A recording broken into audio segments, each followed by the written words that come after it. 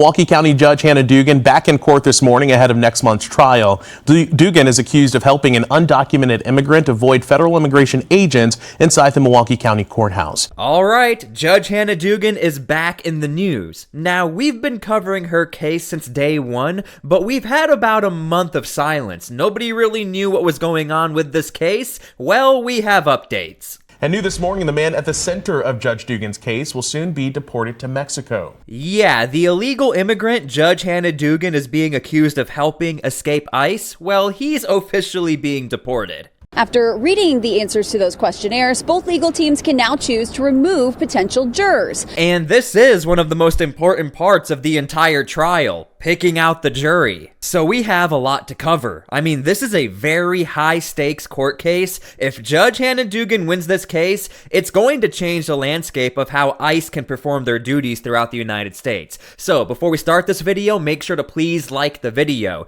It's the #1 way you guys are helping this channel, and it also helps others see the videos as well. And look, we make the videos, but I do need your help to get them out there. I want people to understand what's going on with this court case. We can only get it done with you guys. Thank you.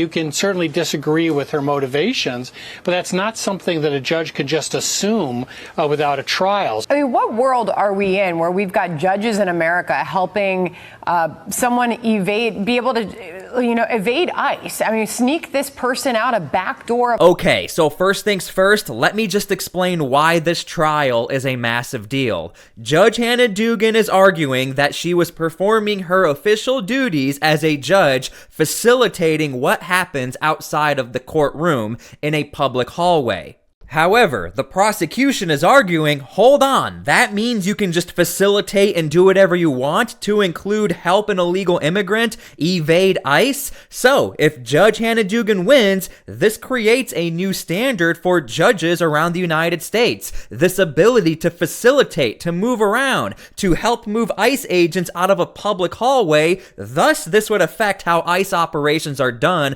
throughout the United States when it has to do with operating around a courtroom. This is massive. And Mallory, the legal teams met this morning as they get closer to jury selection.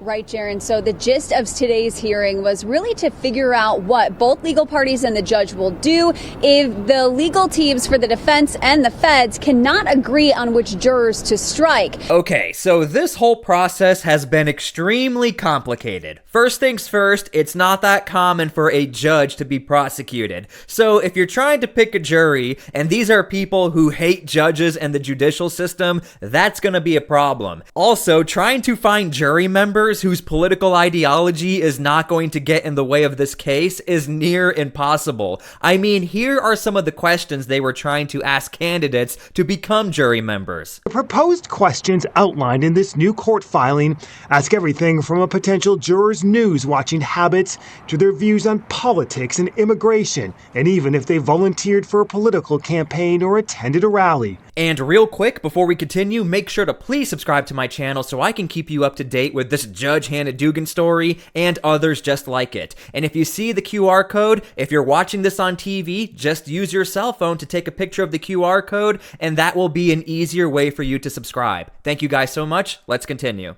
In fact, one of the proposed questions was, do you put stickers on your water bottle? However, that question was seen as not relevant to the case, but you guys can leave your comments down below what implication that has if you put stickers on a water bottle. Is it a left-leaning ideology? Is that a right-leaning ideology? Leave your comments down below. So striking a juror in the legal process is when a juror is eliminated from selection.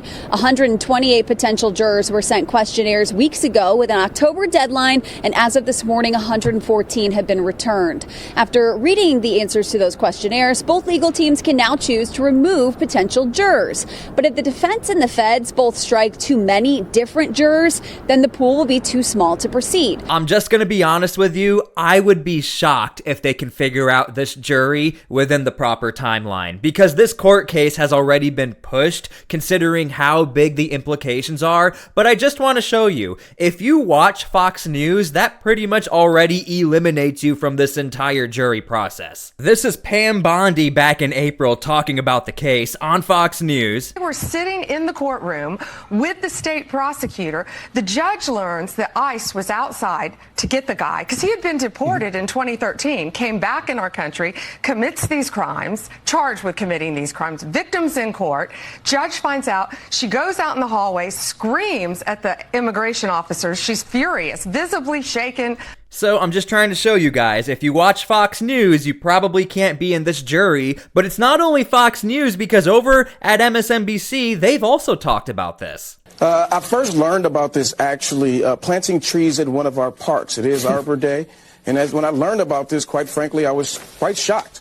I couldn't believe what I had seen. I was horrified by the actions of the FBI coming onto our county courthouse grounds, literally going after a sitting judge who's not a flight risk, and literally bringing so many officers to arrest her. Okay, so on Fox News, if you love ICE agents and you love deportations and you love Pam Bondi, that's going to be a problem for the jury. That seems rather biased. But if you're over at MSNBC, you hate ICE, you hate the Trump administration, you hate what they did, that's also not going to be a proper candidate. I have no idea how this jury is going to be picked. That's why I highly assume, and I think it's accurate to say, this court case might get pushed, trying to figure out one jury member who's not biased. That's going to be hard. But now a full jury that's not completely biased, that's going to be near impossible. I don't know how they're going to do it, but they got to figure it out. I mean, at this point, they might go back to the water bottle question. Are you putting stickers on the water bottle? Yes, you're in. Are you not? You're out. I have no idea what they're going to do. But if the defense and the feds both strike too many different jurors, then the pool will be too small to proceed. So now 50 more questionnaires are going out in the mail to beef up the jury pool, and the federal judge, Lynn Edelman, who's proceeding over this case, will get 3 lists this week. 1 list of agreed upon strikes and a list from each group of lawyers about potential strikes. Then by Friday of next week, Judge Edelman will decide if certain struck jurors should actually still come in person for further questioning and consideration. The other really big challenge for this case is that no matter what direction you take with the questionnaire, it has to be political. Because this case is such an anomaly, and because this case has been talked about from the Trump administration, from the FBI director, it's from the perspective of deportations and ICE, there's literally no way to ask a question without it being political. And let's be honest, in today's day and age, everybody in America seems to be political. If you like the color blue, you gotta be a Democrat. If you like the color red, well, that implies you're a Republican. So again, I'm just trying to show you guys, even the prosecution and defense are having a very hard time agreeing what questions to ask and what answers to accept. So Judge Hannah Dugan, who is the defendant at the center of this entire case, was not in court this morning, but we will see her in that courtroom very soon. The legal parties will meet just before Thanksgiving, the week of Thanksgiving, for a pretrial hearing with the judge, and then Dugan's trial starts on December 15th. So here's the reality of the situation. It doesn't look too good for Judge Hannah Dugan. I mean, we don't even hear MSNBC or CNN sticking up for Judge Hannah Dugan. We actually have heard the opposite. We've heard from CNN it's not looking too good. You hear more people sticking up for Obrego Garcia, the Maryland man, than you do Judge Hannah Dugan. Now, this is Dan O'Donnell. Please go follow him on X. He gives us the breakdown as to why Judge Hannah Dugan's going to be in some pretty big trouble, most likely. I'm Dan O'Donnell, and for more videos like this, plus the best conservative analysis in Wisconsin, head to McIverInstitute.com. Go check them out. He is awesome. Watch this breakdown. It's amazing. Well, for all the talk about the politics and ethics surrounding Milwaukee County Judge Hannah Dugan's arrest, there's been shockingly little analysis of the actual charges against her, and there's a reason for that. Those charges are absolutely supported by the evidence. She knowingly violated multiple federal laws in helping an illegal immigrant criminal escape authorities carrying a valid warrant for his arrest. And this is the part everyone keeps missing. The ICE agents had a valid warrant. We've already gone into detail how the warrant system works, but that was a valid warrant. They were there to do their job, which is why if Judge Hannah Dugan wins this case, all of that can get changed. Now, if you have a valid warrant and a judge doesn't like you, they can come out into the hallway and say, you need to leave, you got to get out of here, or at least facilitate the situation not favorably for the ICE agents. So keep that in mind. In this case, the ICE agents had a valid warrant. According to the federal criminal complaint against Dugan, when ICE agents presented their warrant for Eduardo Flores-Ruiz's arrest, she sent them away to the chief judge's office for permission to arrest him outside her She was presented a warrant. Again, it's stacking on top of her here. courtroom. While they were gone, quote, defense counsel and Flores-Ruiz then walked toward each other and toward the public courtroom exit. The courtroom deputy then saw Judge Dugan get up and heard Judge Dugan say something like, wait, come with me. Despite having been advised of the administrative warrant for the arrest of Flores-Ruiz, Judge Dugan then escorted Flores-Ruiz and his counsel out of the courtroom through the jury door. And this is all on footage to make it even worse. That's another part of the story that I cannot believe we have access to that footage. I have no idea how we got it. Apparently it was a Freedom of Information Act that was accepted and brought to the public's attention, so that obviously does not work in favor of Judge Hannah Dugan, and that's probably going to be one of the questions. Have you seen the footage already? Yes. Do you think it looks kind of sketchy? Yes. You can't be part of the jury. Again, this is why I think the court case is going to get pushed. I have no idea how they're going to figure it out. Which leads to a non-public area of the courthouse. Yep. Which means ICE agents cannot operate there. Again, massive implications. He was outside. Flores-Ruiz tried to run away, but he was quickly chased down and arrested. In a public Dugan area. now faces 2 charges, and the evidence clearly supports convictions on both. The first charge is obstruction of proceedings, which prohibits obstructing or impeding the due and proper administration of the law before any department or agency of the United States. That all changes if she wins this case, because other judges, if they do get arrested for this, can argue, well, at the Judge Hannah Dugan case, that's what she did, so now the judge has a way to cite different cases. That was another massive problem for this case. The judge overseeing this case didn't know what to do as far as possibly dropping the charges, because a judge has never really been charged for something so specific like this. The key questions are thus this. Was the service of an ICE warrant the proper administration of the law? It sure was. Yep. Did Dugan obstruct or impede that by sending the arresting officers away and then shuttling the subject of their warrant off through the back door to help him escape? She sure did. And multiple witnesses confirmed that she did. And if you're sitting here saying, well, then what are we doing here? Like, what is this trial even going to be about? What argument does Judge Hannah Dugan have? They are arguing that is her official duty as a judge, and you cannot be prosecuted if you are doing your official duties. So again, if that's her official duties and she wins the case, that now becomes everybody else's official duties if they get arrested for what Judge Hannah Dugan did. She is therefore guilty under this statute and subject to a maximum sentence of 5 years in federal prison. She's also charged with concealing a person from arrest. Under this statute, it's illegal to harbor or conceal someone for whom a warrant has been issued after knowledge of the fact that a warrant has been issued.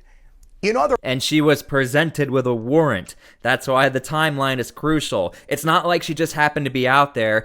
She was told, hey, we have a warrant. And then she facilitated, hey, you got to go to the Chief Justice. And then from there, that's when the illegal immigrant walked through the back door, through the public hallway. So that timing is crucial for this whole case. In other words, did Dugan know that there was a warrant for Flores-Ruiz's arrest?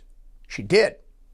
Did she then harbor or conceal him from arrest when she distracted the arresting officers and let him escape through the jury room? She most certainly did. Wow. She is therefore guilty of this crime as well and faces an additional maximum sentence of 1 year in federal prison. Oof. When you strip away the politics and which is impossible, the outrage over Dugan's arrest, this is a remarkably straightforward, simple case. Exactly. The statutes are clear, and her actions are unmistakably illegal. If this was anyone else, again, this would be a very straightforward case. But again, this is a judge that was put on blast by Kash Patel on X and on the Senate floor. And President Donald Trump talked about this. Pam Bondi talked about this. Again, that's why Dan O'Donnell, make sure to go give him a follow, made that clear. Strip away the politics. This is very simple. But it's impossible to strip away the politics, which is why this case has been elevated to a level in which is near impossible to figure out who the jury is going to be and how this is all going to be facilitated. But awesome job. Please go follow Dan O'Donnell. Thank you for this. And new this morning, the man at the center of Judge Dugan's case will soon be deported to Mexico. A judge sentenced Eduardo Flores-Ruiz to time served yesterday after he pleaded guilty last month to illegal reentry. He spent nearly 7 months in custody. The judge warned he will face harsher penalties if he returns to the U.S. Now, here's my disclaimer. That has nothing to do with the outcome of what could happen to Judge Hannah Dugan as far as jail time or any legal penalties. That man just so happens to be in the middle of this story. He happens to be a part of the story as far as the guy who Judge Hannah Dugan possibly helped escape from ICE agents. Again, nothing to do with Judge Hannah Dugan legally, but he is being deported again. If every single one of those people is scared to come to a courthouse where they might be nabbed by ICE. I want to be very clear, Chris, that this does nothing to instill trust into our judicial system. Matter of fact, this makes our community less safe. And if we want our community to be less safe, places like our courthouses should be places of safety, a place of refuge, where people are coming to participate in our judicial system. And quite frankly, this sows doubt into our judicial system. That's something, quite frankly, that this Trump administration would like to do. They don't want people participating in our justice system, and they don't want people participating in our system in general when it comes down to voting.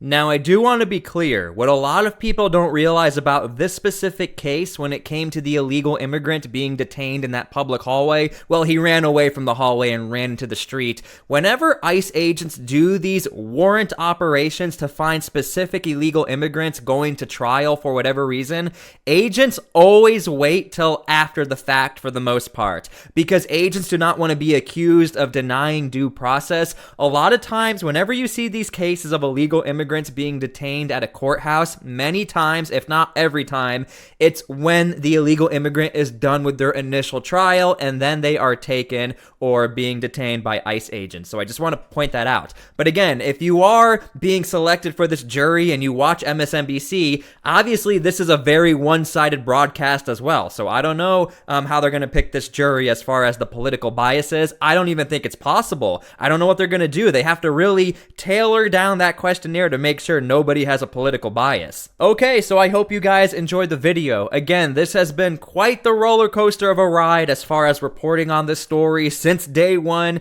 and here we are. Make sure to please subscribe, because when we get into the trial, eventually, looks like the next court date will be near Thanksgiving, I will be giving you updates. Thank you guys so much for everything. God bless, and we'll see you all later. And again, please pray for peace. Thank you.